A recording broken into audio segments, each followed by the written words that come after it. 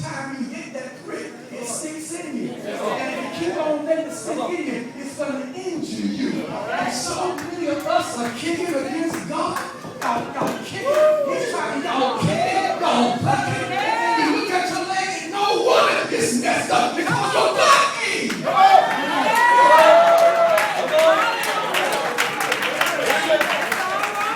He wants to take you someplace and you acting like a stubborn bull.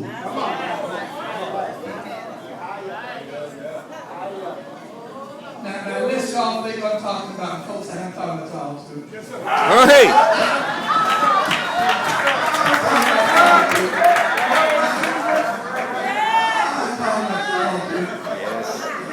Y'all know we can't. We want how we versus God. We God here. And he said it's hard, man, to kick against the prick.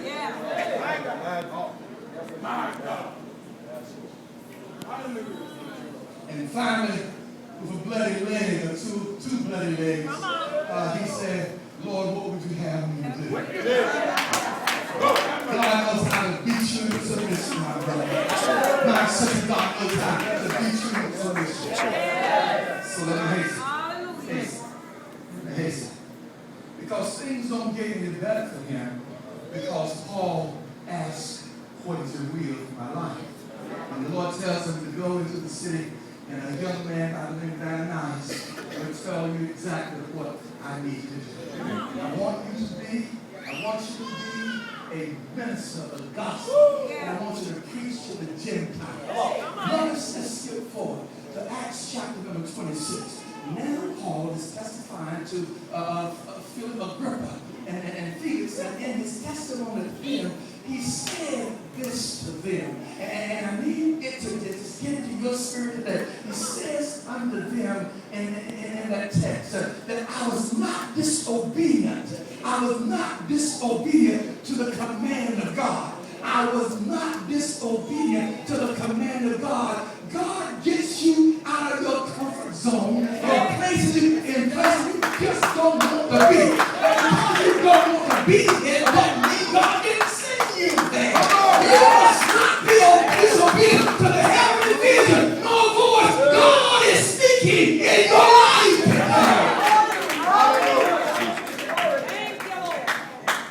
Thank you, Lord. I believe, God, please don't let me get in trouble here. I believe God has begun to impregnate all of you with ministries. I believe it because God doesn't have any bench warmers. Let me tell you what the vision statement for Pilgrim is. It is very simple. It is people reaching people. Each child of God a soul winner. Each child of God a soul winner. And I want the Lord to just impregnate every member of our spirits winning souls for the Lord Jesus Christ. Whatever it is, God has impregnated you, and y'all are kicking it as a brick, trying to abort the pregnancy. I'm here to tell you today, you ain't going to abort it. You're not going to abort it because your desire is to do the will of God. Stop kicking! Stop kicking! Stop kicking!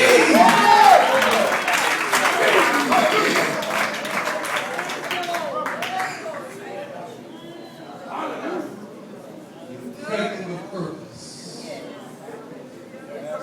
And I'm one to tell the church again at Cooljc.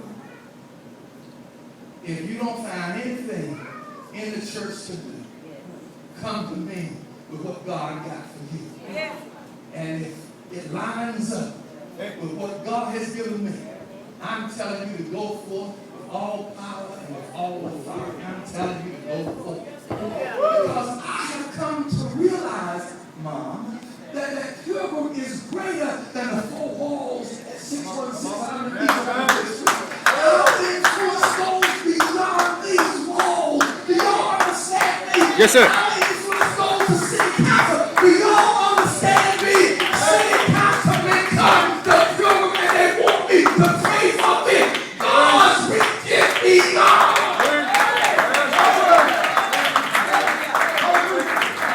Beyond this place.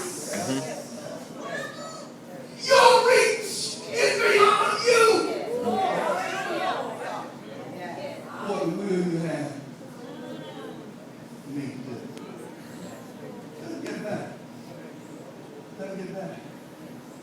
Because now Paul finds himself in jail. Just for ministry purposes. Acts chapter 16, he's preaching and reviving in Philippi, and here was a young girl following him every day.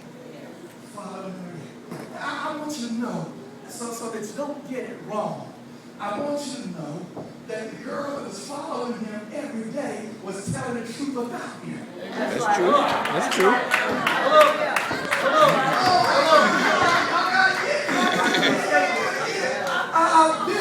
This is Paul, a servant of Jesus. This is Paul. She went around announcing who Paul was. And Paul got tired of it because the girl had the spirit of divination, had the ability to divine and declare who Paul was. Somebody said she wasn't lying.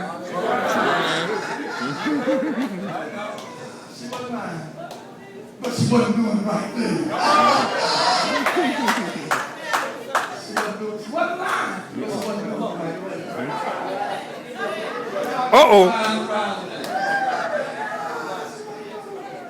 So Paul rebuked her.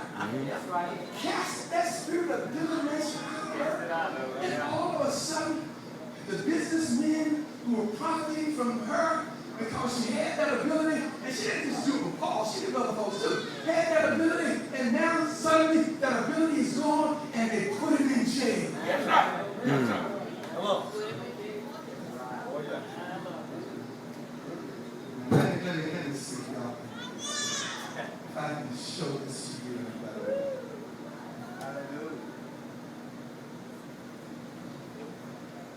The young brother is on the street corner, as many of my Muslim brothers are, and he's selling popcorn and newspapers. And he tells me, I'm selling popcorn and newspapers. Every day I'm selling popcorn. Every day I'm selling popcorn and newspapers. And I rebuke him in the name of Jesus. Don't speak to me no more about me. Why should I be arrested by telling him I don't want no popcorn, I don't want no newspaper? Can I make that simple for you? So Paul is in jail because he said, dude, stop pressing me. Honey, stop pressing me. Stop pressing me. Stop pressing me. And he goes to jail. But he doesn't go to jail the way I would have gone to jail. Who y'all think y'all are? Messing with me. Man, I ain't do nothing. And boy, you sent me out here, and now you got me in jail because I rebuked that girl who was running around messing with me, getting in my head. Yes, sir. You can go to jail that way. No. Paul went to jail, and in jail he was praising the Lord. And now he's singing praises to the Lord. And as he sings praises to the Lord, the Bible tells us that the jail started reeling and rocking. Hallelujah. And Paul's days were loose because he knew that there was power in the name of Jesus.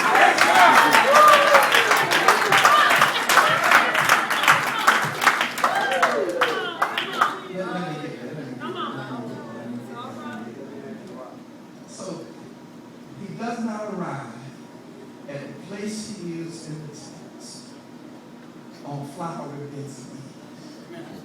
He went through so much. And now the text is not clear to me as to whether Paul was in jail at Caesarea, if he was in jail in Rome. The text is not clear, but I do know that he was not in prison at Philippi at this time. And so he writes this letter based on the fact that the church has sent Epaphroditus there to encourage him in ministry and to let him know that though you are in jail, you're not alone. Yes,